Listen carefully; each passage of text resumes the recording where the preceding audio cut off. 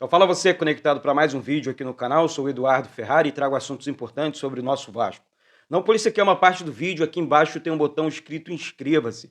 É muito importante e de graça a sua inscrição. Confirma sua inscrição aí antes de começar as notícias, as informações do nosso Vasco aqui. Deixe seu like também, porque ajuda e ajuda demais no alcance do vídeo. E compartilhe o vídeo também nos grupos de Telegram, WhatsApp, Instagram e tudo mais, tá certo? Aqui, claro que eu vou começar. Tem muita polêmica, né, gente? Então não tem como não falar assunto envolvendo o Maracanã, não falar dos assuntos envolvendo a arbitragem. É realmente uma questão séria que a gente precisa ficar atento e ligado. Bom, tem muita gente falando, pô, traz o Vasco para jogar na Arena Amazônia, leva o Vasco para, enfim, nos outros estádios do Brasil e tal. Quero deixar bem claro que eu apoio isso, tá? Eu acho que o Vasco tem torcida no Brasil inteiro. Seria muito legal ver o Vasco na Arena Amazônia, em outros estádios do Brasil, né? Espalhados aí. Então, assim, eu apoio essa medida também, porque sei que a torcida do Vasco é gigantesca e assim, vai realmente corresponder.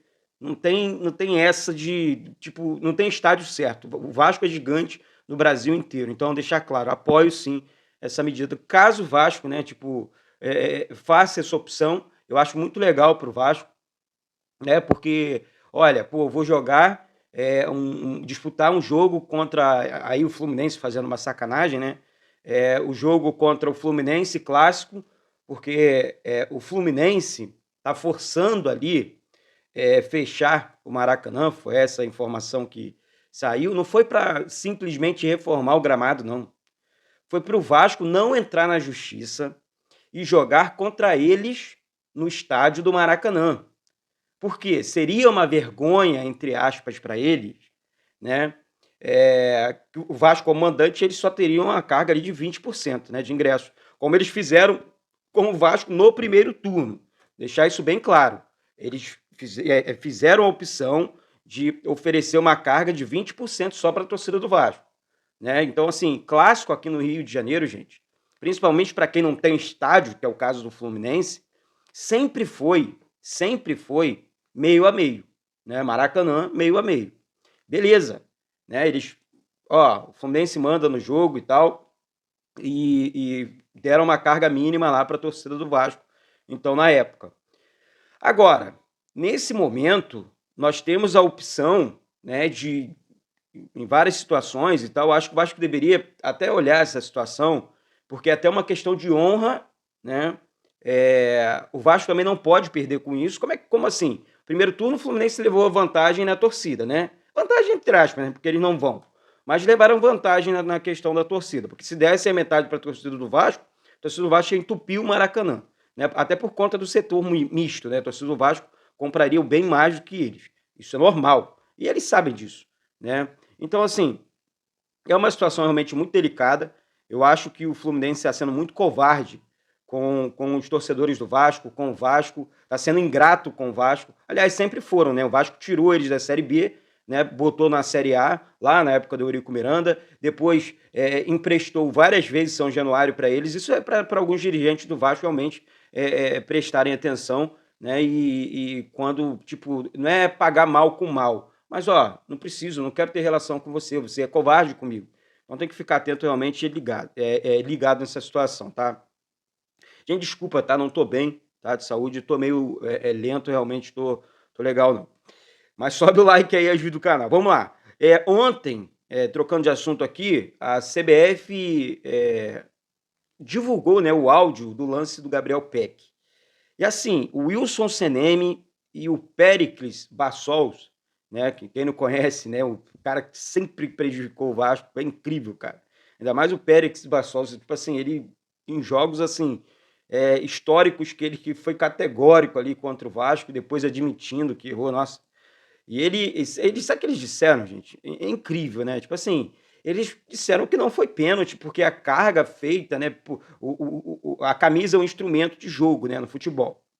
Aí eles disseram que o lance do puxão lá do Maurício Lemos, né? Da equipe do Atlético Mineiro, não foi suficiente para o juiz marcar pênalti, porque o PEC conseguiu finalizar. Pelo amor de Deus. Pelo amor de Deus. Então vamos voltar, tipo, tipo assim, gente, presta atenção. Como é que a gente reclama, você reclama, eu reclamo, o planeta Terra reclama do jogador que se joga, né? Porra, por que que se jogou? Aí o juiz não marcou pênalti e tal. O PEC tinha que ter se jogado, não tinha que ter se jogado. O PEC não tem que se jogar. O jogador de futebol ele não tem que se jogar. Ele foi atrapalhado, ele foi puxado, foi pênalti. Ponto. Ponto. Eles disseram que algumas pessoas estão discordando, que é normal. Não é algumas pessoas. São pessoas que trabalham com futebol, especialistas na área, e acharam uma vergonha a arbitragem do Braulio da Silva Machado. O do VAR do jogo.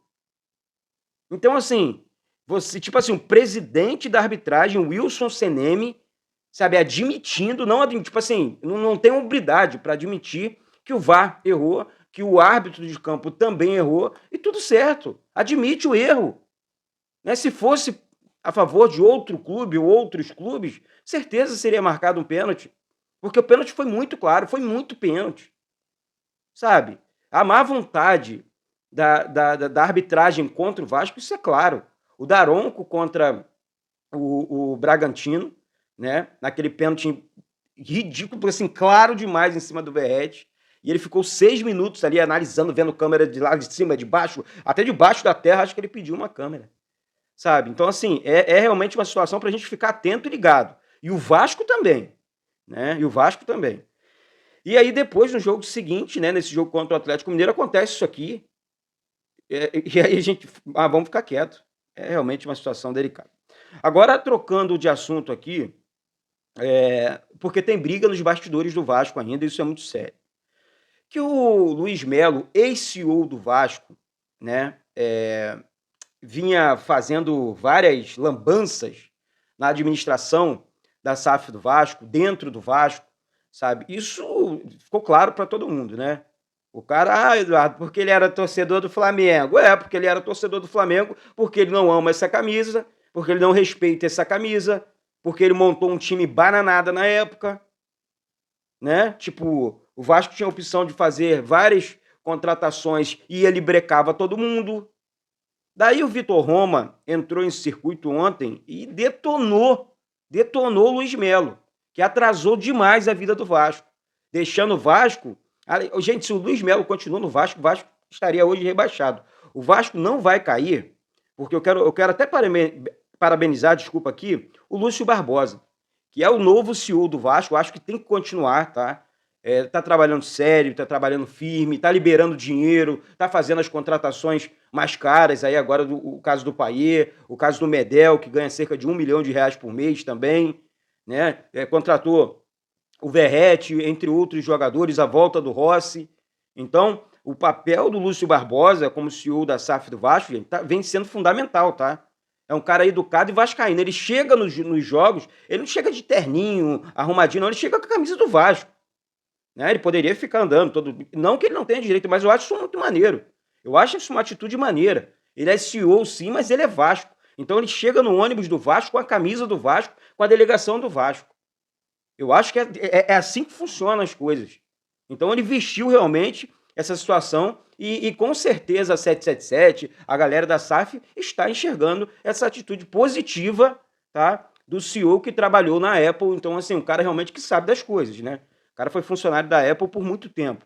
Então, assim, não chegou no cargo do Vasco à toa, né? Não foi jogado ali. Não que, pô, gente, a questão humana, tipo assim, não tô atacando aqui o lado humano do Luiz Melo, tá? Humano, ser. Agora, como profissional, um desastre, tá?